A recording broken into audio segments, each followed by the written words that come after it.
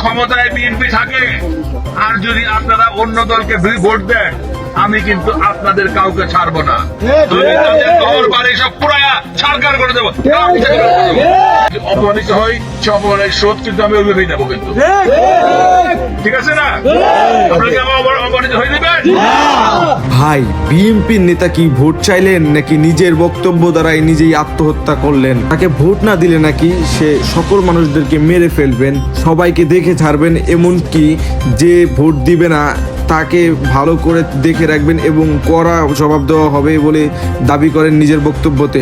চলুন আমরা বক্তব্যটি সম্পূর্ণ শোনার চেষ্টা করি এবং বোঝার চেষ্টা করি আসলে মূলত তিনি কি বোঝাতে চেয়েছেন, আর এইটি আপনার জন্য কতটুকু উচিত হবে এমন একজন মানুষকে ভোট দেওয়া। বিষয়টি খুবই গুরুত্বপূর্ণ, একটু মনোযোগ দিয়ে শোনার চেষ্টা করি এই বক্তব্যটি।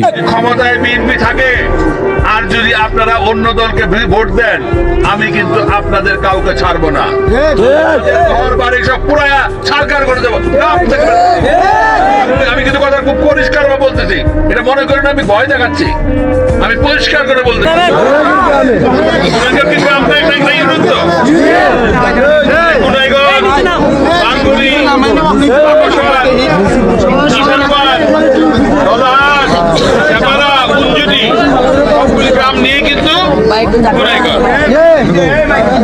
অতীতে কিন্তু আমি কখনো আপনারা আমাকে অপমানিত হইতে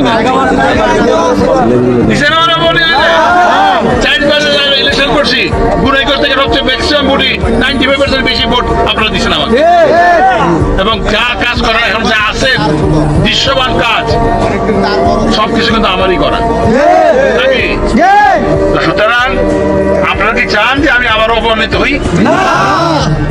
আপনি কি চান আমি অপমানিত হই? তাই না চান যে মঞ্জুর হাসান মুন্সিকে আরো অপমানিত হয়ে যেতে বোনাই বারো অতীতে দেই না আবার হবে না, তাহলে পরে আপনার 12ই ফেব্রুয়ারি তারিখে ট্রাক মার্কায় ভোটটা দিবেন ইনশাআল্লাহ। একটা পরিষ্কার ক্লিয়ার বলে দিচ্ছি, আজকে যদি আমি এই গান থেকে সেট করতেছি না, কিন্তু আমি মিন করতেছি আমাদের বিএনপি সরকারি তারেক রহমান সাহেবই সরকার গঠন করবে ইনশাআল্লাহ। আমি অতীতে কিন্তু কারো ব্যাপারে কোন রকম খারাপ কোনো সিদ্ধান্ত দেই নাই, আমি কারো বিরুদ্ধে কোনো মামলা করতে করি নাই, কিন্তু আমাকে এবার কিন্তু খারাপ হইতে দিয়েন না। আমি যদি খারাপ হই খারাপের খারাপ মধ্যে দেখাবো, গুনাইগর হোক, দুনজুটি হোক, বাংলাদেশ হোক, যেই যায় আমার মামা হোক। আপনার খেয়াল আছে আমার মামার আমি তারা দিয়েছিলাম জরিপ নিয়ে দিয়েছিলাম না, আমি কিন্তু ছাড়ি নাই কিন্তু কাউরে। এবার কিন্তু আরো কঠোর হব করতেছি কিন্তু এই কথাটাকে ইনশাআল্লাহ। আমার বিএনপি এবার ক্ষমতায় গ্রহণ করবে ইনশাআল্লাহ, সব মেজরিটি জিতা সরকার গঠন করবে। বিএনপি ক্ষমতায় আসা মানেই মঞ্জুর হাসান মুন্সি ক্ষমতায় আসা, আওয়াল খান ক্ষমতায় আসা, ক্ষমতায় বিএনপি থাকে আর যদি আপনারা অন্য দলকে ভোট দেন আমি কিন্তু আপনাদের কাউকে ছাড়বো না। ঘর বাড়ি সব পুরায়া সরকার করে দেবো।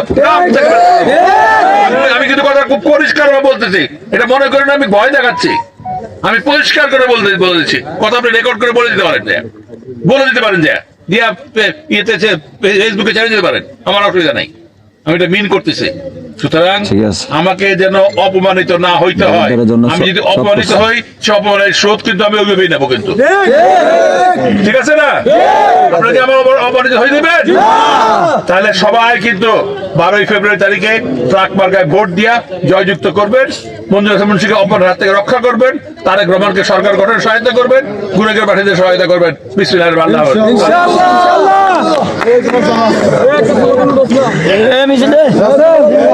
একটি বক্তব্যতে চলে গেল জামাতে 90% ভোট, কমে গেল বিএনপির 90% ভোট। দেখা যাক এই নিয়ে আইন শৃঙ্খলা বাহিনী কি বলে এবং সাধারণ জনতা কি বলে, তাদেরকে কিভাবে নেয়।